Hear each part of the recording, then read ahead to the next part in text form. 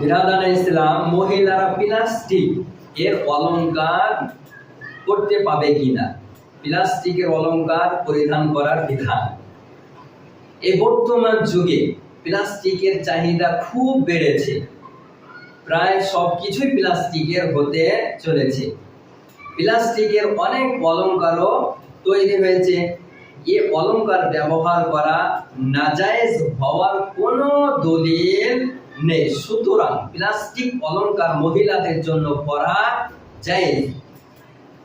এ সম্পর্কে একটি হাদিস উঠিয়ে দেখো, উমদাতুল কারি 22 খণ্ড 92 পৃষ্ঠার মধ্যে উল্লেখ রয়েছে, আল আসলু ফিল লিবাসি ওয়া জিনাতিল হিল্লু ইলা আখিরিল হাদিস।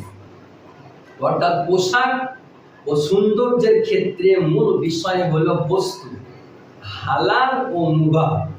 ভালো হওয়া চাই, কাপড়ের বিষয়ে হোক অথবা শরীরের বিষয়ে হোক অথবা ঘর বাড়ির বিষয়ে, সবই সমান।